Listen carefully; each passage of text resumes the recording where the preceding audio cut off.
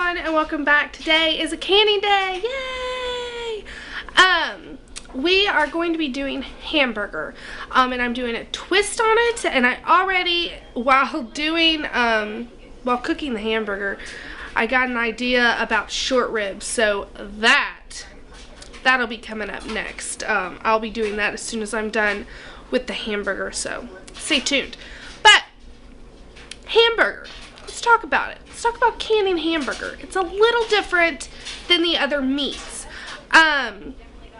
With chicken and roast and pork, essentially anything, venison, you can raw pack or you can par cook. And raw packing, you just cut it into chunks, stick it in your jars and cook or can it. Or par cooked, you par cook it and then you add a liquid to it. Or chicken legs, you know, just stick them in, whatever. You get what I'm saying. I've done videos on it. It's pretty straightforward. Hamburger, however, is a little different. Whether it's ground turkey, ground chicken, ground beef, ground pork, ground venison, bear, whatever. It's a little different. For hamburger, you can either boil it or you can brown it. I always choose to brown. Let me rephrase. I have never boiled it, but just by looking at it and from hearing reviews, I never want to boil it. I think it would be too mushy. It doesn't look appetizing as it's boiling, and I just don't want to do it. So I brown my hamburger and then I put it in water or broth. And today we are going to be putting it in onion soup mix. So that is how we're doing it today.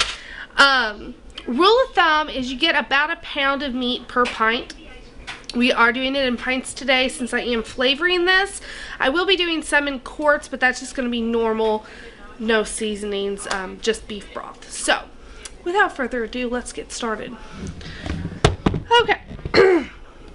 So this is the pan that I browned my hamburger in, and this is all my hamburger. I did 6 or 8 pounds. I can't remember, and that is horrible. I've been doing a lot today though, so forgive me, but they're 6 or 8 pounds. I'll know once I get it all in jars. So I am adding 6 cups of water to my pan. This was very lean meat, and that's something that I like to do, is use a lean hamburger when you're going to be canning, because you don't want a big layer of fat on top. And this, you saw the pan, that's all that there was off of this amount of meat. So just to give you an idea of how lean it is. Now, per these instructions, it says 4 cups or quart per pack.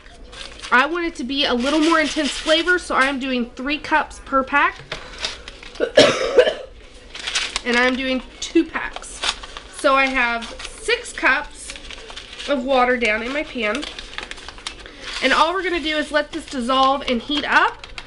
And then we're going to pour it in our jars and get to canning. That is how easy it is. It is not hard. It's just a little more time consuming than a raw pack or par cook, because obviously raw pack is going to be the quickest. But I just spent probably 45 minutes browning off 6 or 8 pounds. I think it's 6. I think it's 6. 6 pounds of meat.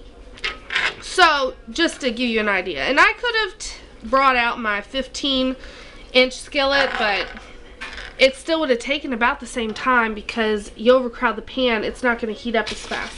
So I just did them in 2-pound batches in my 12-inch, and that's just how I did it. Now, this will go, since we're doing pints, and according to my altitude, it is 75 minutes for pints at 10 pounds of pressure. And again, that is for my altitude. I am at a low altitude. I think it's like 450 feet above sea level, so it's low, so I only have to do 10 pounds, but the time is the same, the 75 minutes. So just check your altitude to make sure you're going to be canning it right, and I am so excited to try this because I think it is going to give it such a wonderful flavor. It's going to be great. So, I'm going to let this heat up. I'm going to get my jars ready, and then I will bring you back so we can can this up. Okay, let's get started. I have my jars that have been washed, and then I had them sit in warm water, hot water, because you want to make sure that if you are putting hot liquid in your jars, that your jars are also hot. You don't want to risk breaking them. I have all my jars, and let's get to canning. I have all my stuff set up. I have my broth. I have my lids in water. I know that you don't have to put them in simmering water anymore. However, the wide mouth that I have are new lids, and the regular mouth that I have are old lids. So I'm doing that because I'm using old and new. Now, it is super easy to do your jars. You have all of your equipment ready to go. I have my funnel, and you just take your Hamburger and pack it in your jars. We're going to be doing 1 inch of headspace, and that is per the ball canning book, or the national website for preservation.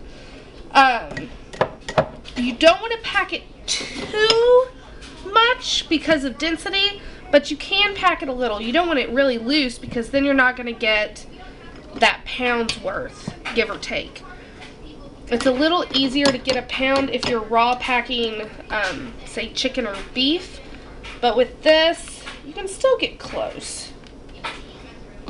And that's about how I pack it, is what I just did there. Make sure you can see. Yeah, you can see. And it's just going to be kind of like an assembly line. I'm going to get them all packed with my Hamburger, and then we'll move on to the juice liquid. Okay, so the kids are asleep, so I'm going to try this angle and see if it works. Well, okay, they're in their bed. They're not asleep. But see if this works better, because I think the light is better this way, but my tripod's on the floor. So, we shall see. I did have 8 pounds. So I have all my meat in, and I have it around the 8. Wow.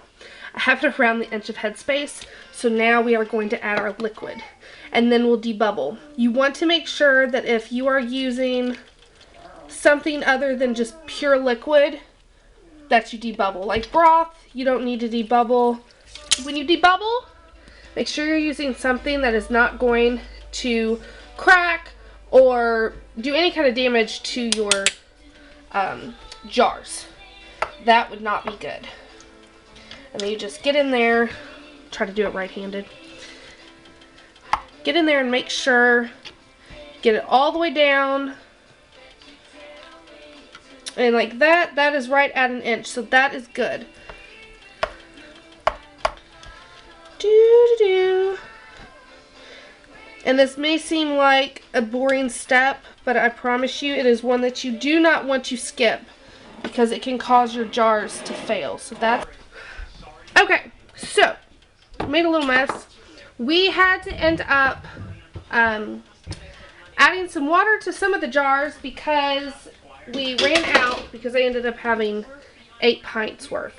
And then also we had to check our headspace because I didn't take into account the rehydrated onions from the soup mix. And so we had to take some of the stuff out to get our inch of headspace, but that is okay. So now you want to wipe the rim. You want to wipe the rim of your jar. I like to use vinegar. You can use water since we're pressure canning, but I like to use white vinegar because it's just an extra step. And on top of that, it keeps things universal for me, because when you are water bath canning, you want to use the vinegar because you're not going to get it up to a pressure that kills off everything. So it is a step that you want to take for sure.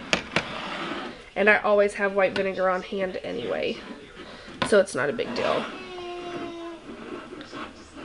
And last, and also while you're doing this, make sure you're taking the time to make sure there isn't any nicks on the rim, because that can cause your jar to fail. Scoot you right over here. And then you just put the lids and rings on. And I will bring you back when this is coming out of the canner. Again, 75 minutes at 10 pounds of pressure from my altitude. And I think that this is going to be a wonderful addition to my pantry. So if you like this type of video, give it a thumbs up, subscribe if you haven't already. And I can't wait to bring you more of this because it is getting into canning season. Alright guys, so it is the following day. I had a long night of canning. This is the original things that I showed you that's done, the hamburger done in the French onion broth. And they turned out great. There was no siphoning. There's a little bit of fat, but that is perfectly fine. You just don't want a lot because it has a more chance of going rancid the more you have and the longer it sits on the shelf. My second round, I have 4 quarts, and 2 of them, this one and this one were fine. There was no siphoning. This one had some siphoning, just a little bit, and then this one too. Still just a tiny amount of fat though. And this one is actually done in a beef wine broth.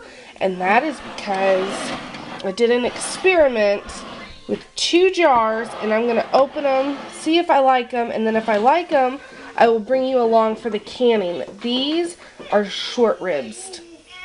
And I browned them off, and then I deglazed the pan with red wine, and then put in beef broth and some spices, and then put it over the short ribs. So I'm going to see how this turns out, and then once I tweak my recipe, if I like it, I will bring you along for my canned short ribs.